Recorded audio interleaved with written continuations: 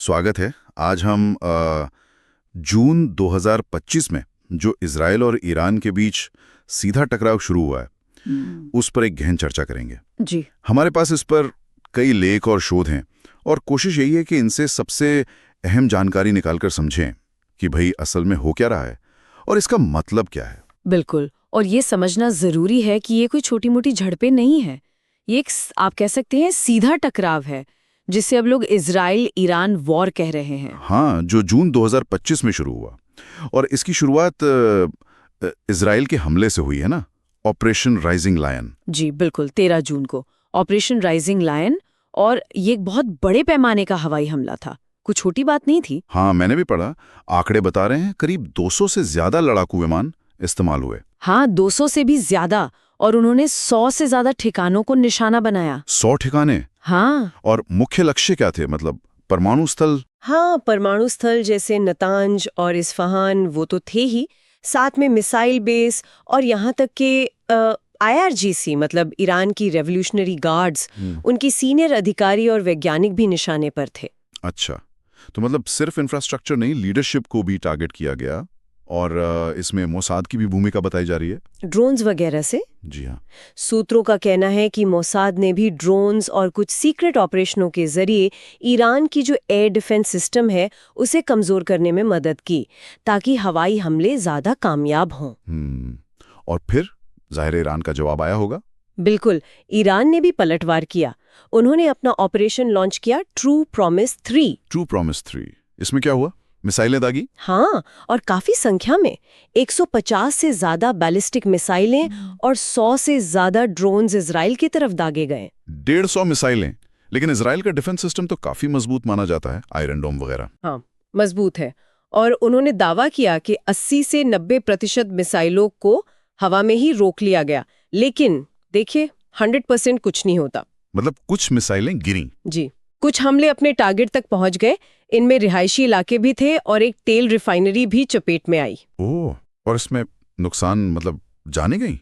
हाँ, दुखद बात है कि इसमें 24 इजरायली नागरिकों की मौत हुई और करीब 592 लोग घायल भी हुए। तो दोनों तरफ काफी भारी नुकसान हुआ है। ईरान में क्या स्थिति रही? वहां के आंकड़े क्या कहते हैं? वहां भी स्थिति बहुत गंभीर है।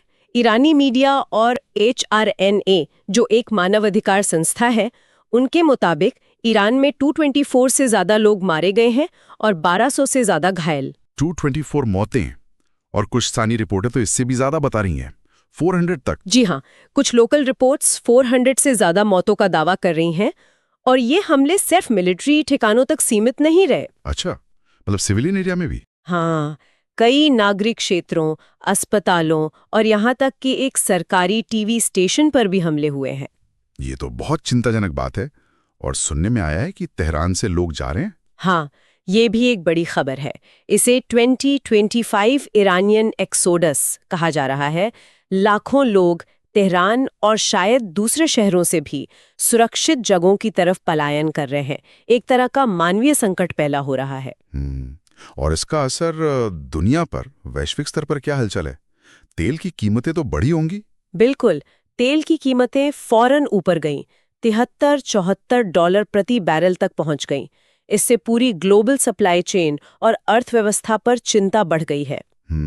और बड़े देश क्या कर रहे हैं? G7, America? वो सब शांति बहाली की अपील कर रहे हैं।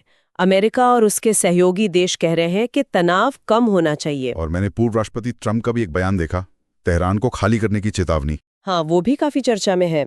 उन्होंने तेहरान को खाली करने की चेतावनी दी और साथ ही परमाणु समझौते के लिए एक तरह से अंतिम मौका देने की बात कही। और फ्रांस के राष्ट्रपति मैक्रो का भी कुछ जिक्र था कि ट्रंप मध्यस्थता कर सकते हैं। जी, मैक्रो ने ऐसे संकेत दिए हैं कि शायद ट्रंप युद्ध विराम के लिए बीच बचाव कर सकते हैं।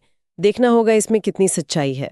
और जो खाड़ी देश हैं, ईरान के पड़ोसी ओमान, कतर, सऊदी अरब, वो क्या कर रहे हैं? वो भी बहुत सक्रिय हैं। जाहिर है उनके पड़ोस में आग लगी है तो वो चिंतित हैं।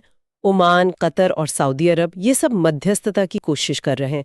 ओमान और कतर ने तो शांति वार्ता की मेजबानी भी की है। तो मतलब डिप्लोमेसी भी चल रही है पर्दे के पीछे। लेकिन आगे क्या ये रुकेगा या और बढ़ेगा?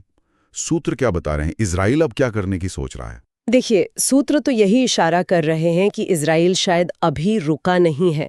वो अब फोर्डो वैसे जो और ज्यादा सुरक्षित मतलब जमीन के नीचे बने परमाणु ठिकाने हाँ, जो बंकर टाइप है। जी उनको निशाना बनाने की तैयारी कर रहा है, शायद बंकर बस्टर बमों का इस्तेमाल करके। Bunker buster. और नेतन्याहू ने खामेनेई पर सीधे हमले से भी इनकार नहीं किया है। नहीं, उन्होंने संभावना को खुला रखा है, जो कि स्थिति को और ज्यादा विस्फोटक बना सकता है। और ईरान, उनकी तरफ से क्या प्रतिक्रिया है इन संभावनाओं पर? ईरान ने भी कड़ी चेतावनी दी है। उन्होंने कहा है कि अगर पश्चिमी देशों ने मतलब अमेरिका या यूरोप ने हस्तक्षेप किया तो वो उनके ठिकानों को भी निशाना बना सकते हैं। तो मतलब ये तो बहुत तेजी से बढ़ा हुआ संघर्ष है। दोनों तरफ भारी नुकसान हुआ है, खासकर नागरिकों का, और इसका असर पूरी दुनिया पर पड़ रहा है, तेल बाजार से लेकर कूटनीति तक। हाँ बिल्कुल, स्थिति अभी भी बहुत अस्थिर है, तनाव लगातार बढ़ रहा है, लेकिन साथ ही जैसा हमने बात की, बातचीत और मध्यस्थता की कोशिशें भी जारी हैं। एक तरह का खिंचाव है दोनों तरफ। मिलाकर ये एक बहुत ही गंभीर और जारी संघर्ष है जिसके नतीजे काफी दूर तक जा सकते हैं। वैश्विक स्तर पर हमने देखा कि कैसे कुछ ही दिनों में हालात इतने बिगड़ गए जी, और दुनिया भर में इसका असर महसूस किया जा रहा है। और ये हमें एक अहम सवाल पर लाकर छोड़ता है सोचने के लिए कि ये जो सीधा टकराव है, ये मध्य पूर्व में जो इतने सालों से चली आ रही पावर इक्वेशंस हैं, जो गठबंधन है, उनको कैसे बदलेगा? क्या ये उन देशों को जो अब तक शायद थोड़ा किनारे थे, उन्हें मजबूर करेगा कि वो खुलकर किसी एक तरफ आएं, अपनी पोजीशन साफ करें? हाँ, ये एक बड़ा सवाल है। शायद आने वाले वक्त में हमें इसका जवाब मिलेगा।